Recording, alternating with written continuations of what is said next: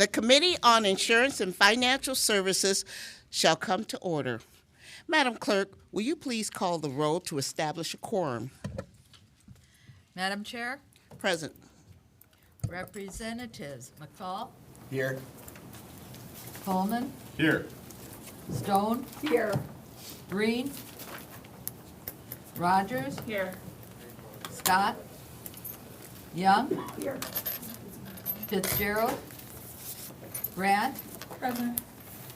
Harris. Here. Markinen. Here. Bazat. Aragona. Here. Barat. Here, present remote. Nair. Here. Smith. Present.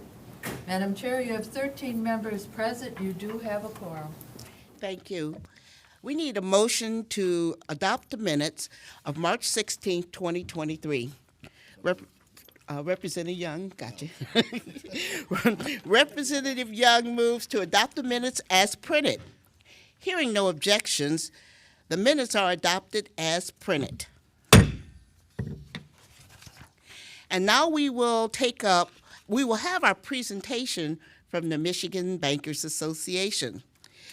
Would you please take the chairs here? Thank you. Next on the agenda, we just mentioned, here today we have Kenneth Kelly, Chairman and CEO of First Independence Bank, Patricia Herndon, Chief Policy Officer of the Michigan Bankers Association, and Alex? Alex Morris. Okay, and Alex Morris, Assistant Vice President and Advocacy for the Michigan Bankers Association. Thank you for coming. The floor is yours. Thank you, Madam Chair. Mr. Kelly, I believe, is getting signed in, so we'll notify you when we have confirmation of that. But I wanted to say thank you, Chair Carter. Thank you, Vice Chair McFall, and thank you, Vice Chair Harris, and the entire lots of smiles from past committee service. The entire committee here today. It is much bigger than what we've had in the past as just the Financial Services Committee. Many of you have great experience in serving on insurance, and I think 4 of you from financial services in the past. So I say thank you to you all for the past service and continued for future service. We'll count Rep. Aragona we'll loop him in there too as a staffer for the prior chair. So we are excited to be here. Wanted to share that we thank you also for your commitment to financial literacy. We think that that is a foundation of the right steps for people to be successful and understand the rules of engagement of financial services. And so your passion for that is shared by us. We appreciate everyone's dedication to that and understanding that foundational piece to understanding and being successful. Thank you. So your introduction of the resolution for next month, for April, as Financial Literacy Month is really important. We'll get into a little bit more of the importance of that and the tie-in with the industry and what we've done and what we continue to do in that realm a little bit later. But you know, for those of you that haven't served before, we're going to just, start off and give you a kind of a brief Banking 101 today. We hope to share with you if you have questions, if you have greater depth of questions today or in the future, either one-on-one, or we can come back and talk on specific issues. There have been some things in the news regarding banking as of late, but we are also here to tell you that the banking industry in Michigan is strong. Anita Fox, Director of DIFS, testified last week in 2 occasions regarding the DIFS budget and also reiterated that. So I just want to share that it is not just our opinion, but it is that of our regulator as well.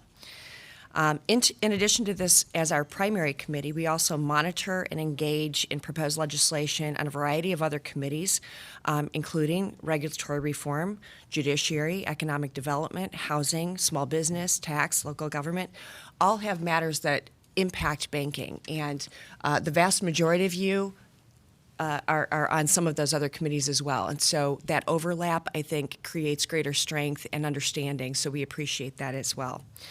So I'm going to turn it over to Alex to share a little bit about our mission. We'll start moving through the PowerPoint and give you a little bit of information about our team. Thanks, Patricia. Can the committee hear me? I'm a little far away from the microphone here. Good? All right. And I'll try and speak up, too. Usually we don't need microphones. We do this enough. So thanks so much. As Patricia said, appreciate all of your time and the opportunity to be here today. We want to do kind of three main things with the Banking 101, as Patricia mentioned. I want to talk a little bit about the MBA as a whole. I want to talk about our members and what they do in your communities. And then we, of course, will talk about a few of the policy issues that certainly we'll be dealing with and some of the various issues that Patricia mentioned in the other committees as well. So just want to kind of give that overview and read. So about the MBA, our mission is advocating for and supporting banking. Our purpose, which is something that we've worked hard internally to develop, empowering the voice of banking through connections, growth, dreams, and innovations for communities to thrive. I think the two keys there are dreams and communities. So as we go through, just be thinking about what the bankers are doing in your community and what we can do to help you connect and do some of that work that you all are tasked with. Just a little bit about our team. Our president and CEO, Rand Painter, is behind us here today and has joined us. Patricia Herndon, our chief policy officer, as you know. Debbie Mitten, I don't believe is with us in person, but maybe watching on television here through House TV, myself, Alex Morris, and then Ashley Beasley, who is our advocacy and communications coordinator, and many of your staffs have likely worked with her over the past few weeks and months to set time up with us, so thank you across the board for that.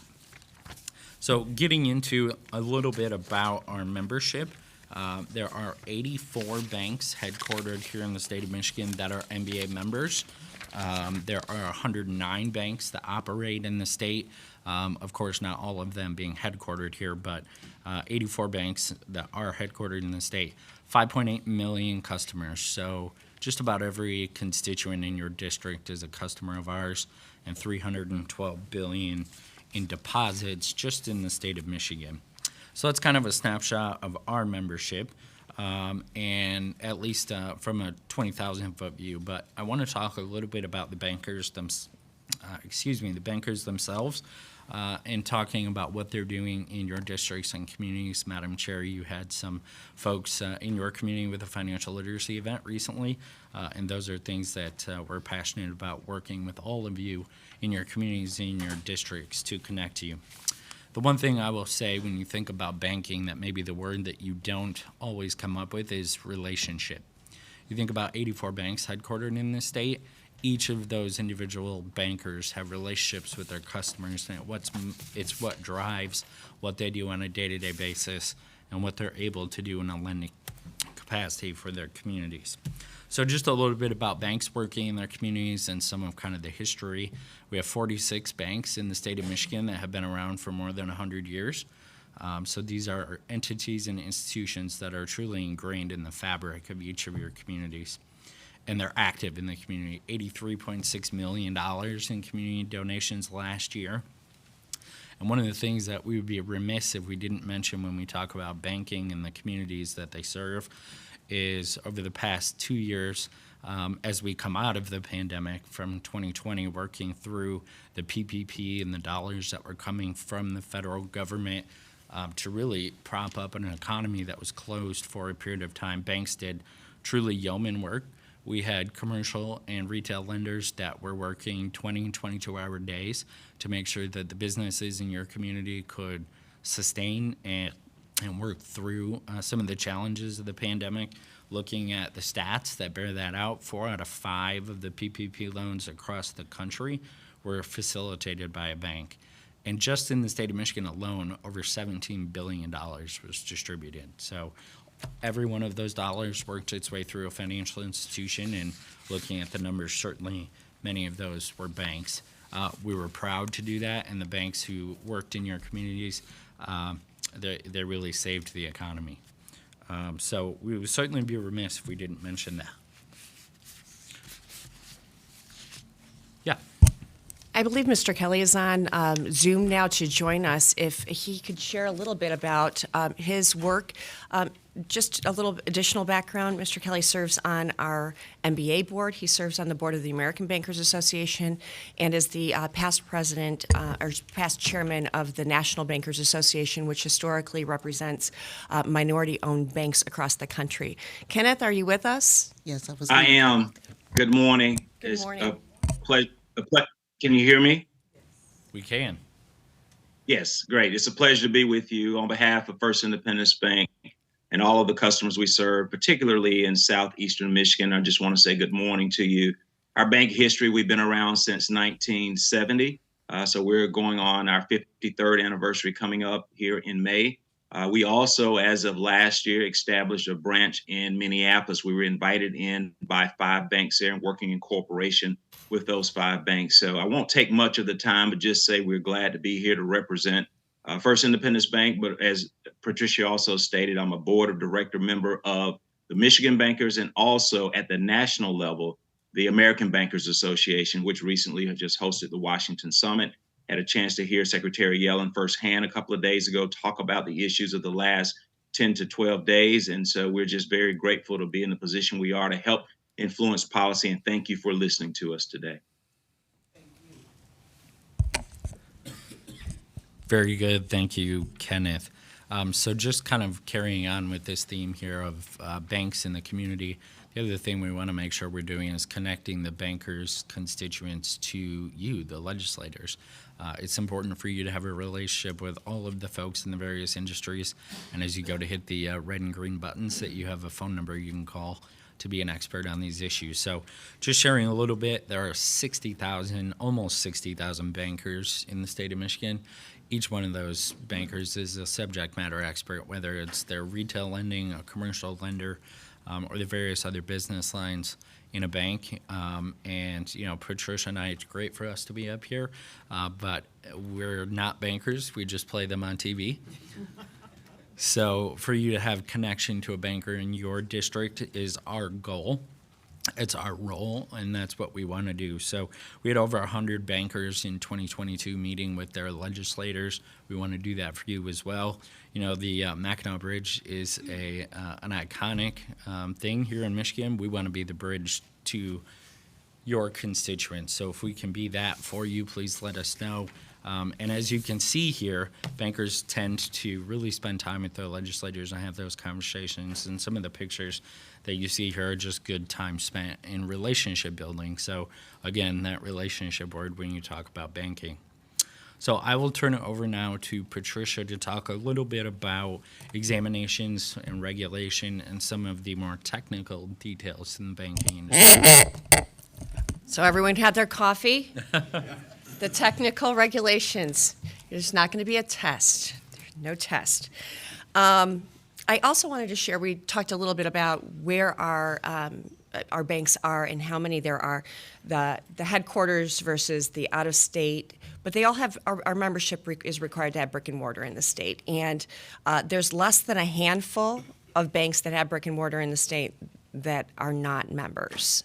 So we do represent the entire banking ecosystem. And I want to emphasize the importance of that because we have the smallest, we have a branch that is or a bank that is a single branch bank, one. And we have some, banks that have branches overseas in many, many, many countries.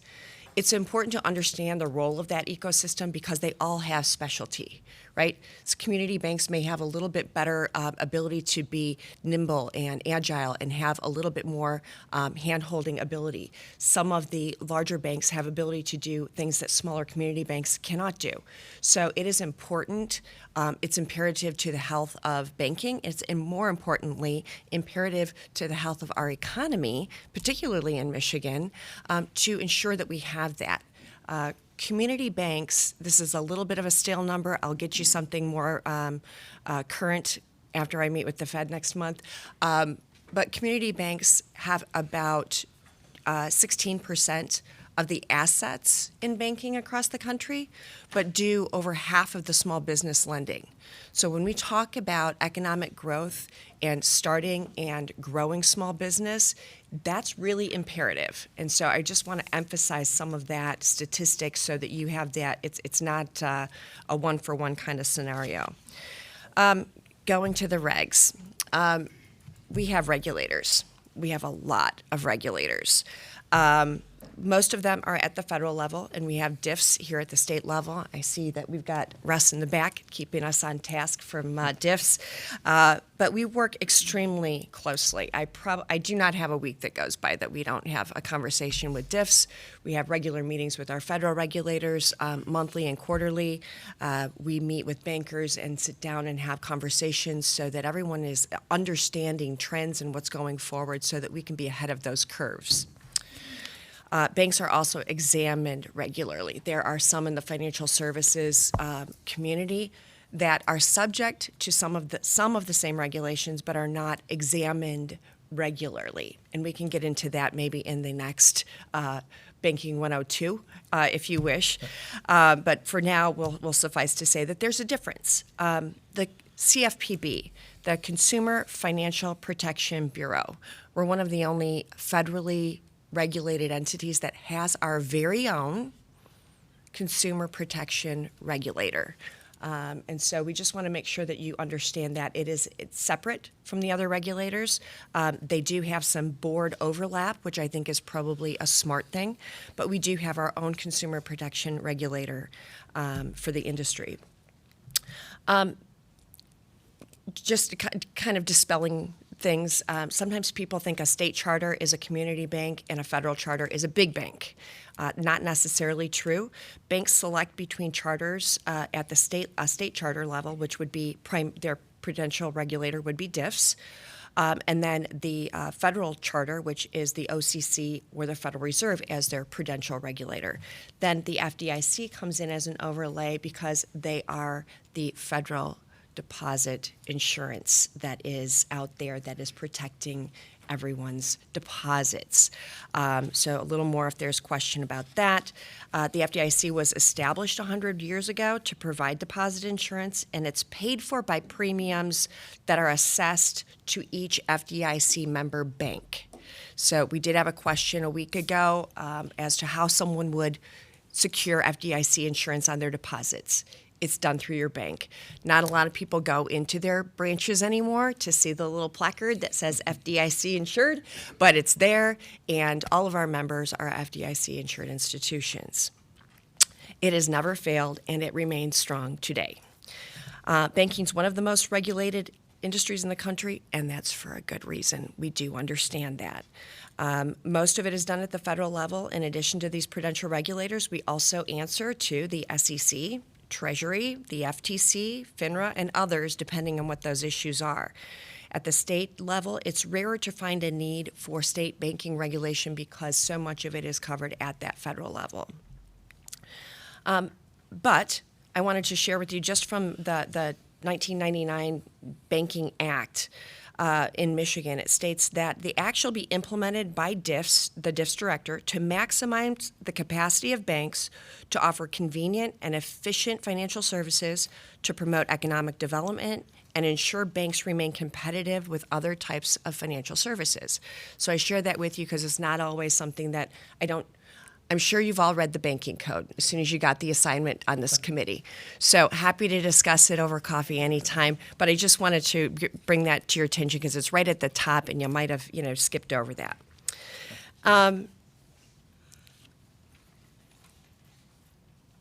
The next slide talks about regulation and Dodd-Frank, and we've kind of captured the downward trend of the number of banks over time since Dodd-Frank has been implemented.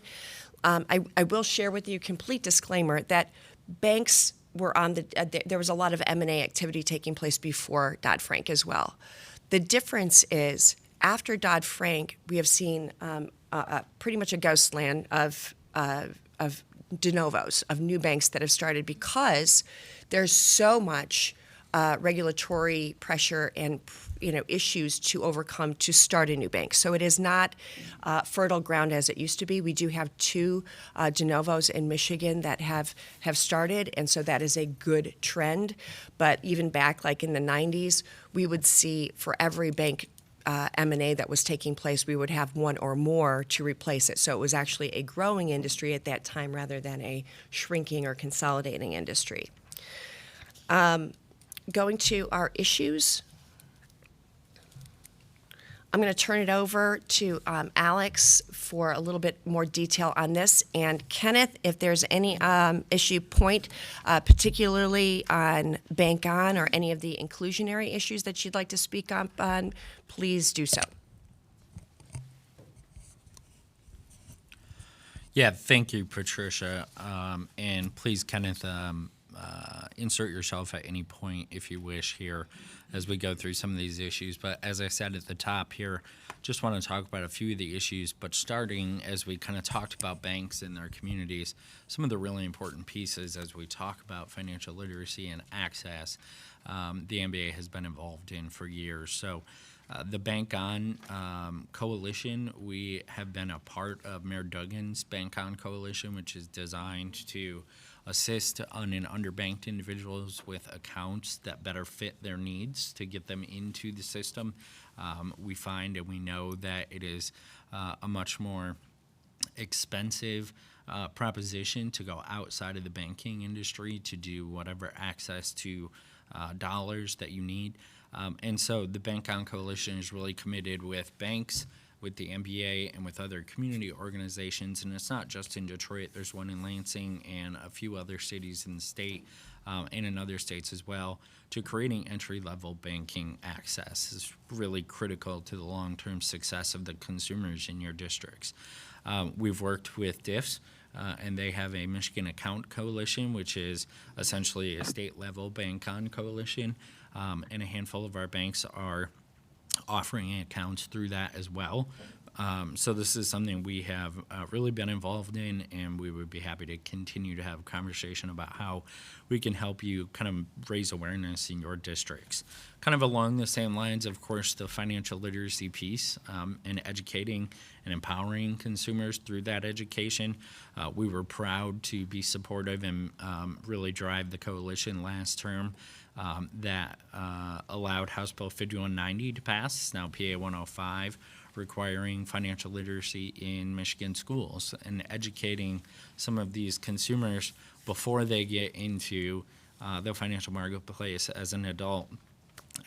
We don't think it's a good idea to hand an 18-year-old a pen and say, hey, sign this $100,000 loan for school without having educated them on what the credit and interest and some of those implications are.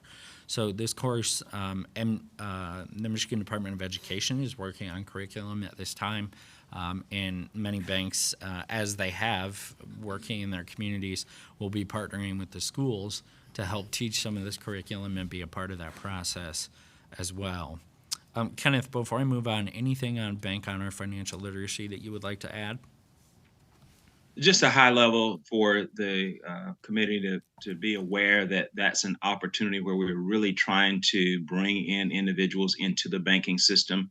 And I'll give you one statistic that's still alarming, but we know that the unbanked percentage is down to the single digits, but still in Detroit, Michigan, and specifically for African Americans, that number is about 1 in 5, so it's close to 20% that's unbanked. And many of those services are covered by things such as check cashing, et cetera. So we've really made a concerted effort in this regard to try to bring more individuals into the banking system, not specific to First Independence. We're one of those that are Bank On, but this is a nationwide effort where banks are really lowering the barrier to try to get individuals into the banking system. We saw some uptick in that in the midst of the payment process with the PPP payments and other tax return payments has been an attractive way to get individuals involved because they can process those a lot faster than they can checks, sometimes weeks at a time versus days at a time. And so just want you to be aware of that and hopefully supportive of that in your endeavors and understanding. This is one of the ways we're really trying to reach into the community and bring others into the banking and the financial system. Thank you, sir. Moving on to our next issue, this is an issue that the NBA has been involved in for many years, just being part of the conversation, the discussion around cybersecurity and how we protect the payment system. As Patricia mentioned, most of our regulatory structures at the federal level, the legislative structure that guides how banks execute cybersecurity is the Gramm-Leach-Bliley Act. This is the highest level of cyber hygiene requirements, as we like to say, in the economy. I think banking and healthcare are probably the two that are most subject to these type of regulations, but not everybody is. So we'll have discussion, further discussion on cybersecurity and data breach and what that looks like at the state level, understanding that there is so much federal regulation there that there should be a good balance. But certainly protecting the payment system is critical and important. When the NBA goes out to banks and to our membership, cybersecurity is usually the number one issue that a bank CEO is concerned about in terms of a business strategy and being prepared. So certainly something very important, and we will continue discussion on that with this, both the House and the Senate. Should there be legislation, there is every term, so we'll have discussion on that as it comes. Patricia, anything to add on data breach or cybersecurity? Nope. All right, perfect. Being respectful of the committee's time, I'll try and move on here. Financial Services Marketplace, and my apologies, it looks much better on your sheet. So if you can't read it up on the screen there, take a look at your sheet. But again, as we talk about the regulatory structure at the federal level, there are some inequities in those who are also lending in the financial services marketplace. As you know, banks are not the only entities active in that, and so we will have discussions. Much of this is at the federal level. Patricia mentioned the Michigan Banking Code. I'm sure you also opened the Credit Union Code and read that as well. So any of those opening acts, we would love to be part of a discussion should that ever be something that crosses your desk. So please keep us in mind as we go there. And our approach here is really about, again, creating fair access to financial services for your consumers. And the regulatory structure being equal tends to provide some obstacles to that. And so we want that access to be the same across the board. Anything to add on that? The final two things that we wanted to make sure we mention and talk about, Patricia kind of alluded to this in her comments and remarks, but you won't just see Patricia and I on banking issues. There are 6 committees in each chamber that will be monitoring legislation as it moves through, and much of that is related to economic development and the strength of the Michigan economy, understanding that as your communities thrive and as the state's economy thrives, banks can thrive. So that's important across the board. We also, our industry works. Encouraging entrepreneurialism is one of the top things that we focus on at the NBA, and trying to figure out how we can, again, connect our members both with you and with state agencies to do that. We have been lucky to have a good partnership with MEDC. For those of you who are not familiar, the SSBCI program is something that came about 10 years ago. SSBCI is the State Small Business Credit Initiative, and it's designed to send federal dollars through the state agencies and working with lenders to help small business, really focused on micro business and getting some of those small entrepreneurial endeavors off the ground. So we have been excited to work with MEDC on that. They had some additional funding that came through in the CARES Act just a few years ago, and MEDC is working on that as well, and they've been a good partner in working with our banks on how to participate in the lending process to really get those dollars out. Anything to add there? All right. I guess one quick point. Under that CARES distribution that went out, there is a requirement to set up some better infrastructure within the states to help folks that are coming into wanting to start a small business and those looking to grow maybe kind of a mom and pop operation into a larger business. And so we're having conversations around what that infrastructure looks like, because If someone is at a pre-banking level, they're not quite where they need to be. They need help writing a business plan. They might need help repairing some credit issues, but they're not quite there yet. These are the things that we think government is in a good place to help do. We still do that on a case-by-case basis, but from an overall infrastructure of the state, if we're truly looking to cultivate small business, that is a great place for us to be putting some greater resources.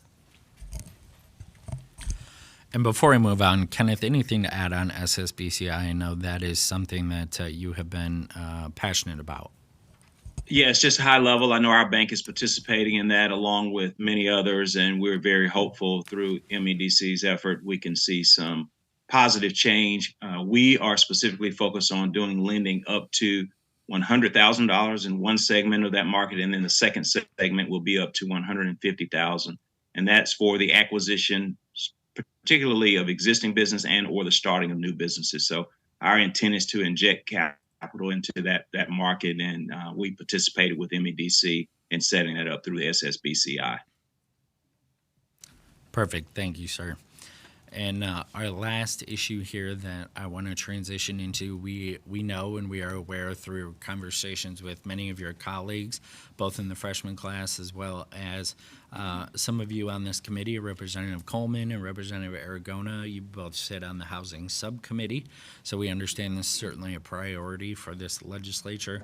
And we appreciate the work already that many of you have done with us, and I apologize if there are others on that committee that I missed.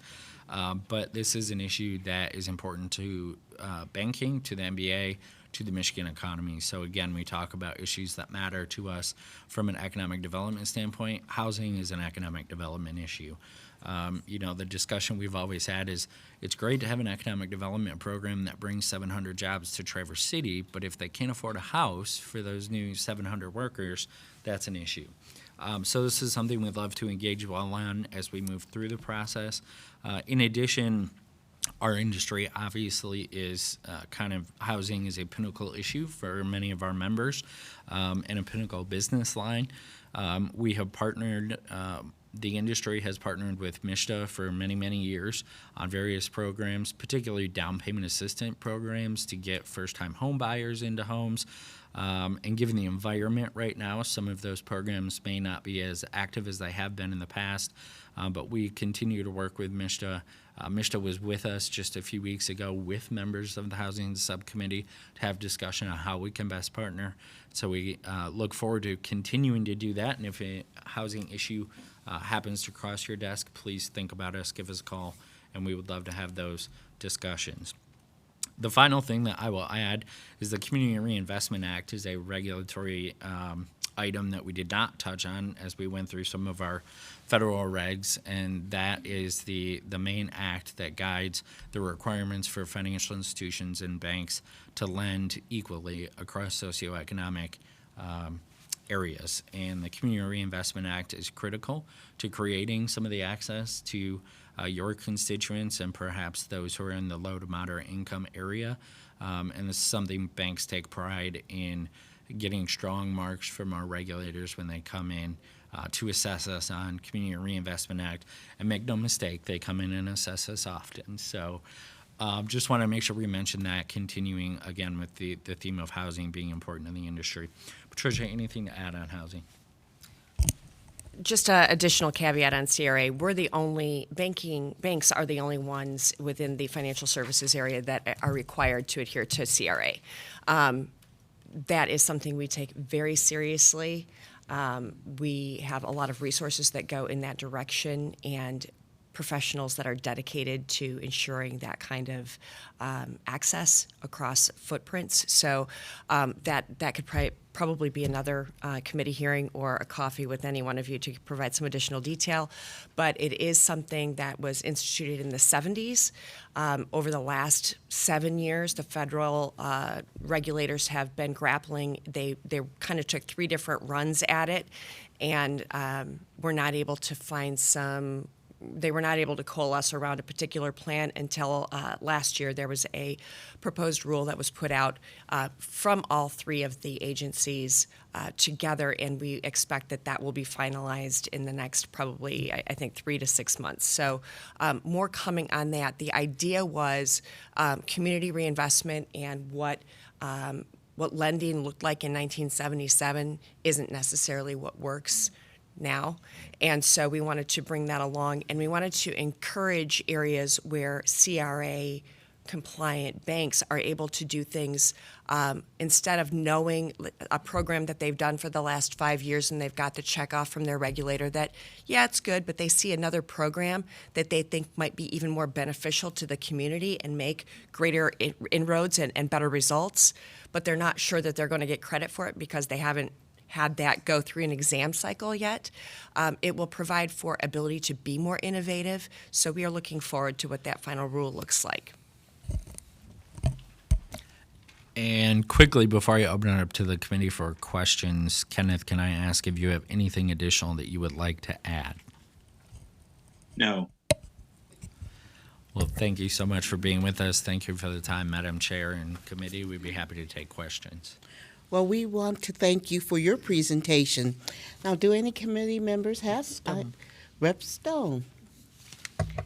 Thank you. Well, you left off with the Community Reinvestment Act.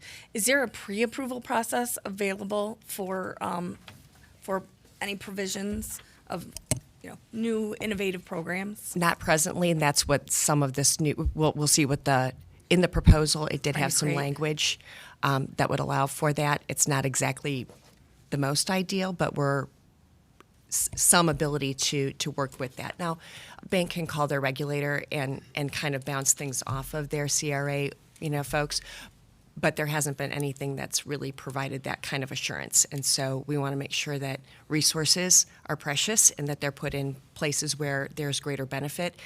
And under the old system, it was really more reinforcing status quo rather than being innovative.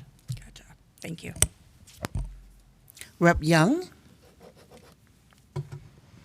Good morning, and thank you for being here. And thank you for the chairman and CEO of First Independence Bank being here. I appreciate that because that's one of those questions I'm always asking about is diversity. Smart move. You got the right guy here today. No, that's a good thing. But I still want to pick up there because I appreciate the work that's taking place as it relates to the unbanked, particularly in some of our underserved areas. The chairman just talked about what's happening with African Americans. 1 out of 5 still unbanked. That's like 20%. And all of that work is really good.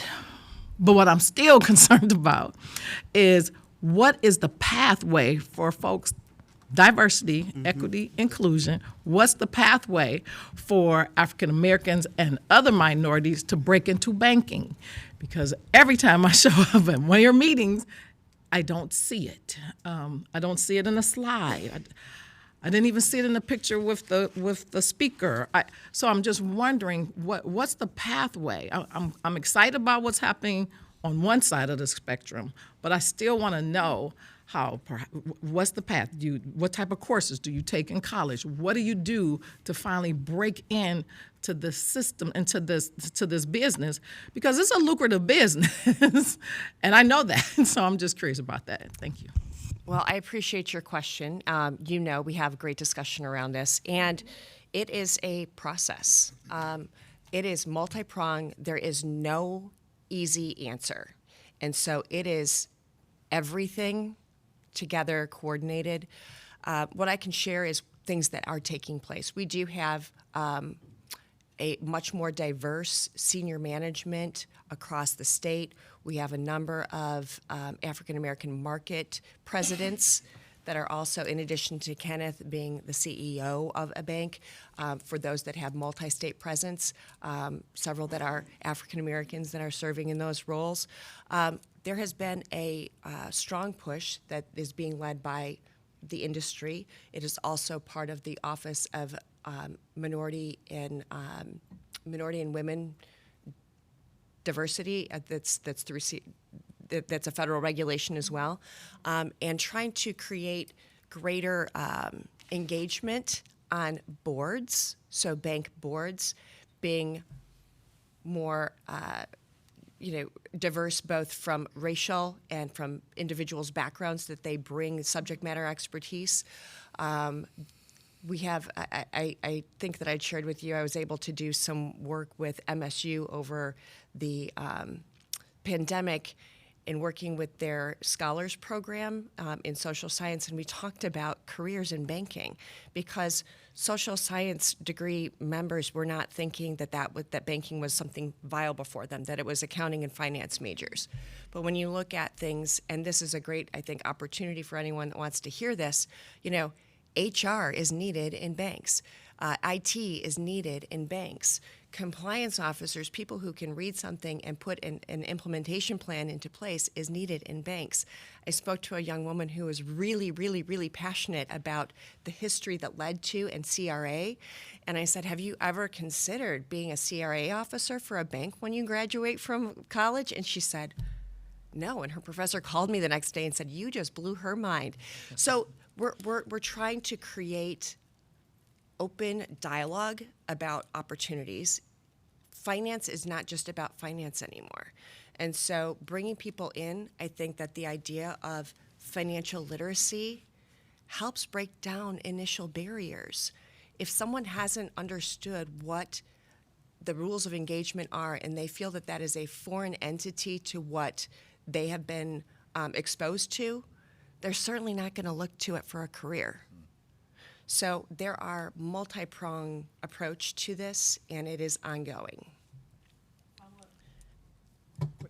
Do you have recruiters? Do you all send out recruiters to colleges, universities? Yes, so our banks do. We do not recruit at the MBA. Okay.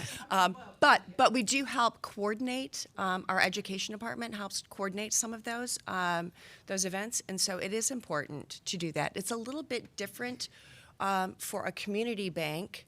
However, they might be able to go out to a local community college or local four-year college, or some of these jobs do not require college degrees. There's a lot of internal development programs. The labor market's pretty tight, and we are right in the middle of that. And so we are looking for individuals that have an interest, that want to be a part of this and want to learn. Thank you. Rep. Naya. Thank you.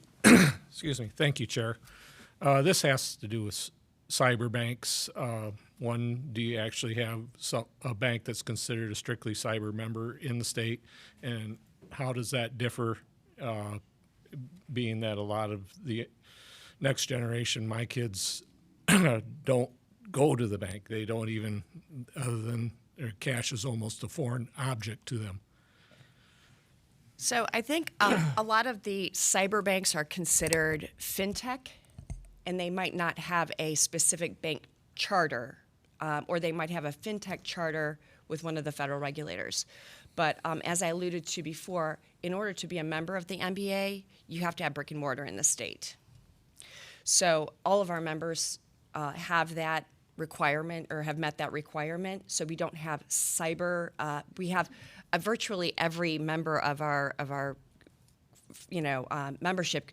You can bank through your phone or computer. But as far as that being exclusive, we do not have that at this point. Representative McFall. Thank you, Madam Chair, and thank you for your presentation. I appreciate you guys being here.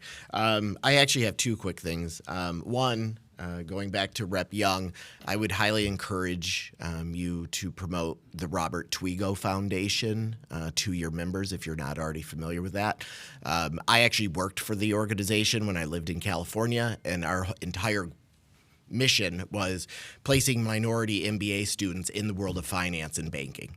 So I would highly recommend reaching out to them. Thank you. To help with diversity. The main thing I wanted to ask about was working on people getting into banks, not jobs, but banking. Have any of the banks considered working with any of the technology apps like Uber, Lyft? All of these things require bank accounts with credit cards to access. And I'm just wondering if there's some sort of partnership that you guys could do to help encourage younger people to get into banking or to be banked. I'm sorry, I keep phrasing that wrong. So I don't have an answer for you, but we can do a little, internal survey and get some additional information. But I think tying those pieces together, what is cool and hip to young people. I have a 20 and 22-year-old, so I hear you. Yeah. Well, it's not just young people though, because like if you go to Detroit, for example, you still see taxi cabs driving around. Well, because they accept cash. Right. So people that are unbanked as well, not just young people. I hear you, and two great follow-up issues, and I appreciate both of them. All right. Thank you. Thanks. Thank you. Stump the lobbyist. No one? No, we do have two more. Okay. Okay. Rep. Scott. Thank you, Chairwoman. Also, Alex and Patricia, thank you so much for being here today, and especially grateful to hear Kenneth Kelly on the line. His bank actually is in my old district and also my new district as well, and I'm a checking account holder of 3 accounts at First Independence. Thank you. You're welcome. So how can we as legislators help with the education as far as making sure we can get the information out to our communities? UAD College is in the area in my new district. Have you all set up some sort of coordination with, the programs there to make people aware of these jobs that are maybe graduating out of finance or what have you? How can we as legislators help you? Because like you said, 20% are unbanked in the community. I think that's a high number, and I really think that we need to encourage more people to make sure that they have a checking account or at least a savings account. So what recommendations do you have? And also high schools. We have the financial literacy program now coming, which is fantastic. But what are your suggestions that we can do to help you? Well, as an association, we are a bridge. So we are here to help bridge that. And if there is an interest by any one of you or any of your colleagues, simply reaching out to us and we can connect you with a bank that can work on a program for outreach. It is mutually beneficial to all. So simply knowing that there is an interest and that there is a desire to follow up on that from you all is what we need. Okay. Well, Mr. Kelly, I would be happy to work with you in my district to, make people more aware of First Independence and maybe get more customers for your bank. So be happy to reach out and connect and work with you, Mr. Kelly. Thank you. We would love to do that. And I'm sorry, I feel like I'm moving a little blind here because I can't see you all on my little small, looks like 2x2 screen. Representative. So if you don't mind, can you identify yourself so I can properly address you? Yes, I'm Representative Helena Scott. Yes, Representative Scott. Okay, I thought I was picking up on your voice. I wasn't certain. Let me say I'm in your bank on a weekly basis, trust me. I'm sorry? I said I'm in your bank on a weekly basis. I'm there all the time. Yes. Well, let me say thank you again for being a customer. And you're exactly right. We do have to do a better job of promotion. And I would tell you, even at a fundamental level, at the state level, we are in need of opportunities to do business with the state. And I'm talking about across all of the functions of the state. And so there was a gentleman, one of the representatives spoke about technology just a moment ago. I would tell you one of the things we've done, we've gone to a purely digital core system since I've been in the role as chairman and CEO. So we're one of only a few banks that has a digital core system. In particularly an African-American owned and controlled bank. And so I want to make note of that. One other statistic I think is important just to note this issue as you talk about diversity, and I think that might have been Representative Young. At a very high level, let me say for round numbers, there are less than 20 African-American owned and controlled banks in the country. The total number of banks is right at 4,800, so just short of 5,000. So put that a little bit in perspective. But what I also want to share with you is that in my role at ABA, which is representing $23 trillion in assets, all banks sit at that board of directors from Chase, and it's roughly about 20 of us from Chase all the way down to a much smaller $100 million bank. We have been talking about this issue of diversity, and I will tell you it's not moving fast enough, but being an agent of change, we're trying to move that. And I'll give you one example of that. that you alluded to just a moment ago, Representative Young. In North Carolina, and I was part of helping to broker one of these, we have two and about to have the third HBCU that will have certification for their students coming out to go into lending. And so they don't have to come out of school, get a degree, go get a job, and then figure out how to get the certification. They will leave 3 of the historically Black colleges there in North Carolina. And so this is a pilot program at this point in time, but there is absolutely a need for more diversity. We see it in mortgage lending. We see it in the appraisal processes you all have seen in the news. And it's costly to all of us when those things happen and we see those disparities, especially along the lines of ethnicity, race, and even some of the other demarcations. So what I would say to you, we would love to have your support as you sit on this committee in the banking space for more inclusion. The fact that you ask a question about it today matters. And so I would ask all of you to continue to ask those questions. And we can do that respectfully, but in the instance of looking at making change. And my last point is, we didn't get here overnight. We won't get out of it overnight, but certainly I think all of you can agree, we can certainly figure out a way to lock arms on topics like this and hopefully help make a difference. So at any given point in time, if you need to reach me, Patricia can get you my cell phone. In fact, I'll go ahead and say it. It's 248-7. Hold on. This is We really have do to it here. move on because we have a very important presentation. We'd like to thank the Michigan Banking Association for coming here today. Of course, we invite you back because you can see there's lots of interest. But thank you so very much for coming. You bet. Thank you. Thank you all. Next up today is testimony on Senate Bill 101, introduced by Senator Anthony. Testifying on the bill is Remy Galderos. Okay, I'm sorry. And Senator Anthony's legislative director, and Gabe Basso, manager of state governmental relations at Blue Cross Blue Shield. Thank you for coming. The floor is yours. Thank you, Madam Chair, and members of the committee. Like the chair mentioned, my name is Remy Gelderloos, and I am Senator Anthony's legislative director. We will be brief. I know in the sake of time, we just want to kind of get through this as fast as we can. So just to note really quick, Senator Anthony wishes that she could be here today, but she had a prior obligation and is heading into Senate session right now. But I am joined by Gabe Basso from Blue Cross Blue Shield, and we're here to talk about Senate Bill 101. So Senate Bill 101 will amend the insurance code to allow insurance companies, their boards, their committees, and annual member meetings to be conducted electronically.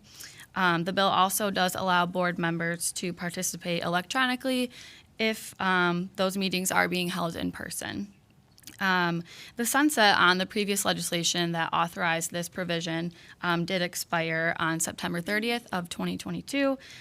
So we just want to reinforce the fact that these bodies are able to meet electronically and keep that going. I do want to note that the language is entirely permissive. It does not require electronic meetings. It simply just allows this to be offered as an option. So I guess I'll leave it at that for right now and turn it over to Gabe if he has any other points. Thank you so much, Remy, and thank you, Madam Chair and members of the committee. Remy did a phenomenal job of explaining the details of the bill, so I don't have anything to add there.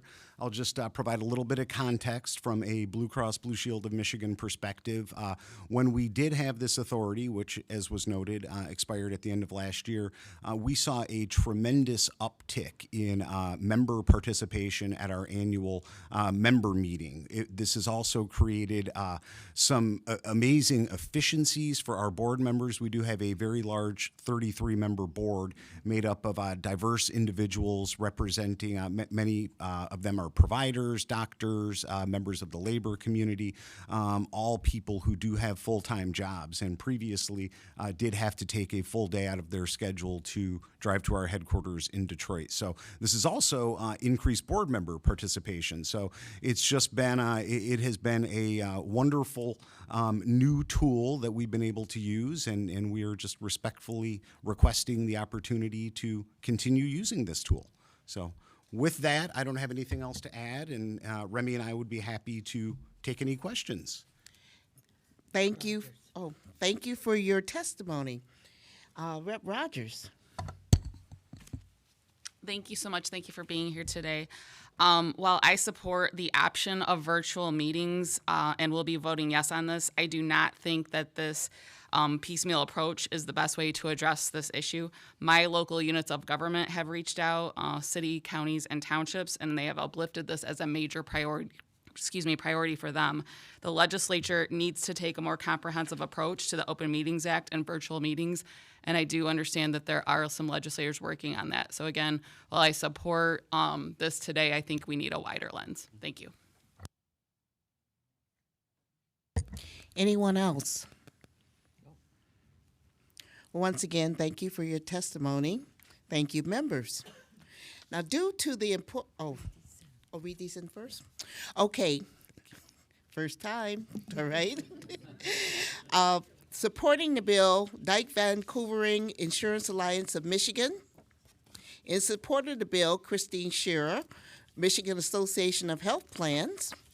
In support of the bill, Rob Anderson, Farm Bureau. And also in support of the bill, Joseph Sullivan of DIFS. Now do I say it? Yes.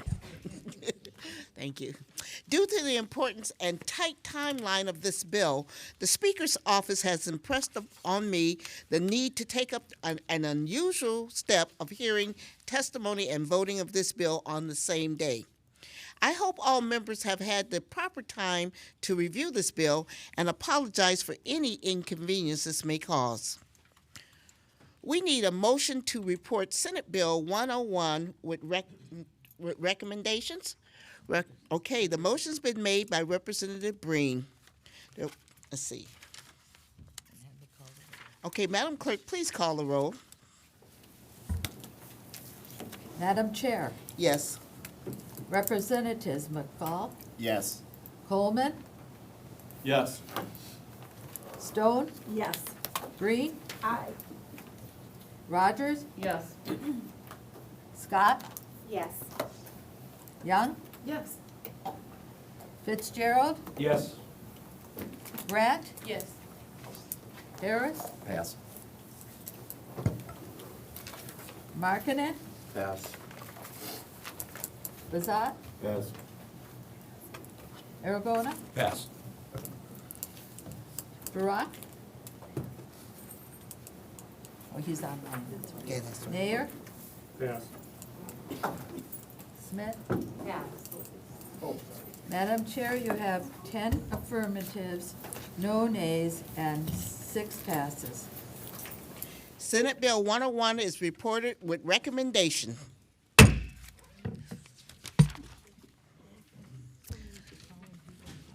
I do not see any absent members. I need a motion to, let's see, motion to adjourn. Rep. Scott makes the motion to adjourn, and seeing no further business of this committee, we are adjourned.